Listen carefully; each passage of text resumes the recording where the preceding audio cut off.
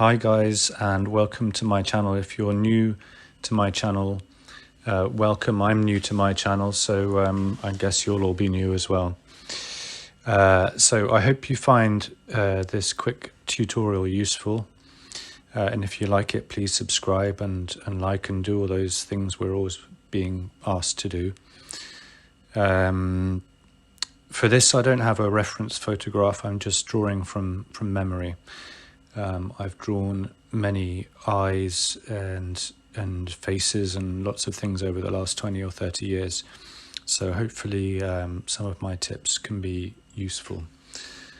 So for this tutorial, I'm just using one pencil. It's a 2B pencil, and it's just a quick sketch to give you an idea of how to draw an eye, and one or two hopefully useful pointers to remember as you're drawing yourself. So I start with the iris, just a rough circle at first, leaving out the top part so it looks like a crescent. The top eyelid always slightly covers the top of the iris. Now I'm just drawing the general shape, kind of like a leaf around the iris. Eyelids do have a specific anatomy, and I can go into anatomical, wow, I can't say that word, drawing in another video if that's something that you guys might be interested in. The shape isn't always the same, everyone has their own unique eye, but like I said, this is a just general idea of how to approach drawing an eye. So I'm just there reinforcing the idea that the eye is round, it's a ball in a socket, and by keeping that in mind, it'll help you to draw more three-dimensional eyes. And there I've just drawn the pupil and going in to define a little bit more around the shape of the eye there.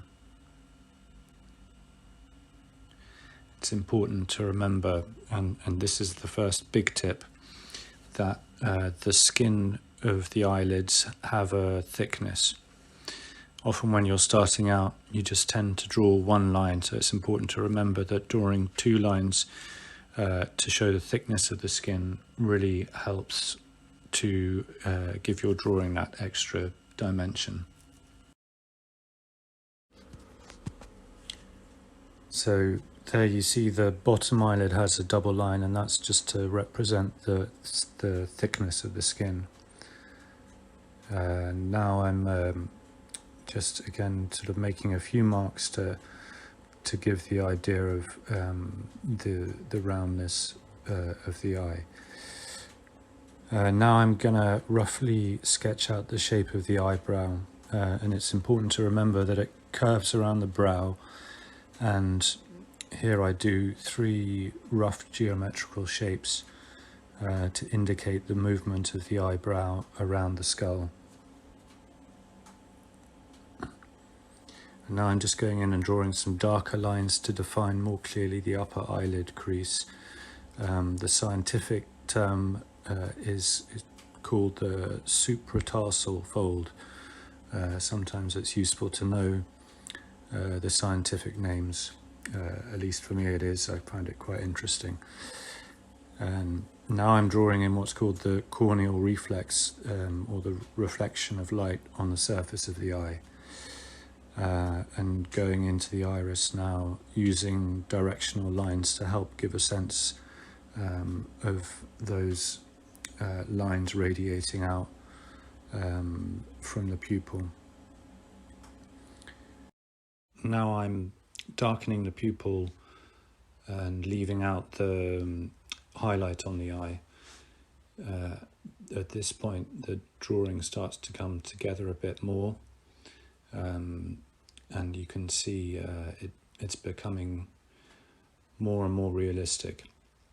It's important always also to keep in mind, always have in the back of your mind, that the eyeball is round, so it helps to draw in the shadow on either side to reinforce that idea of three dimensions, that it's a ball.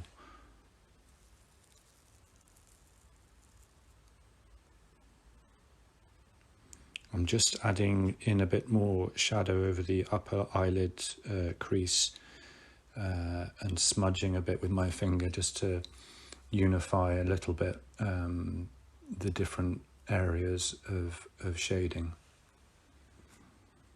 Another useful tip here is that the upper eyelid casts a shadow over the eye in natural light, or when a light source is above the eye. If the light source is coming from underneath the eyes, there'll be a shadow on the lower part of the eyeball. So putting in that shadow really adds an extra dimension to your drawing, and just by adding it in, it gives the whole drawing a real boost. Now just drawing in the eyelashes and giving a sense of the direction that the eyelashes go in. Towards the middle, the lines are more vertical, and as you move out to the sides, they point further to the right or the left. The eyelashes on the side look closer together, so you can just draw them as one block of shade, and this will help your observation skills. If you look carefully at eyelashes, how they look as you're looking straight on, they're more separate. As you move to the sides, they look closer together, even though they're the same distance apart. They just look together, so they look closer together, so they kind of clump up in one block.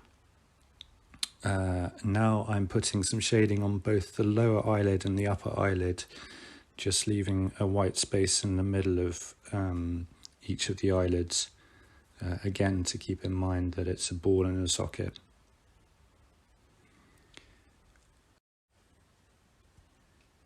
So this is the right hand eye as you're looking face onto it. So the nose is to the left of the drawing. So in that space between the nose and the eye, there's quite a dark shadow, and it's useful to put that in to give a sense of where the eye is placed.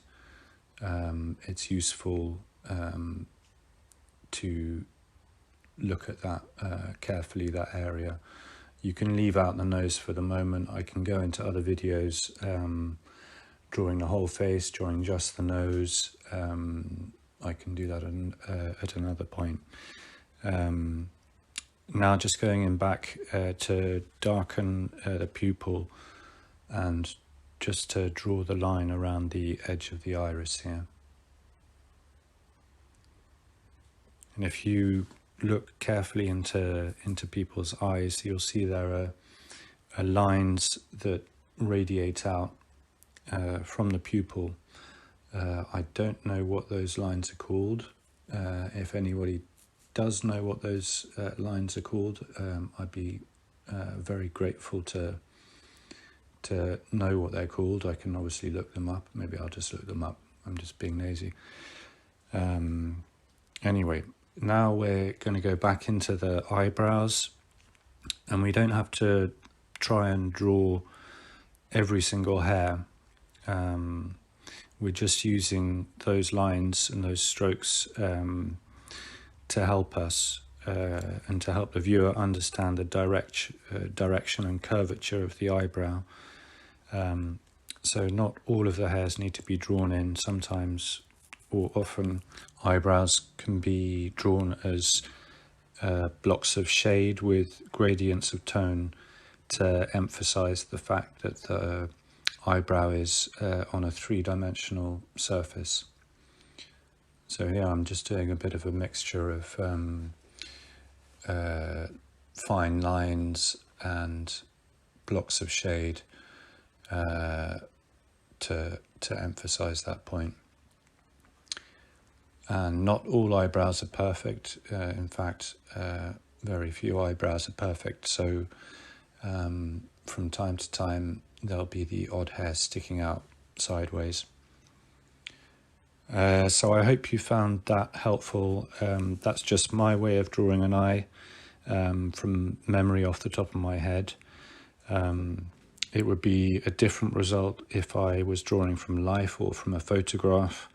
It depends on the subject, but as a general guide, I hope it's been useful for you to understand how to approach drawing an eye. And I'll go over other approaches and other angles in further videos.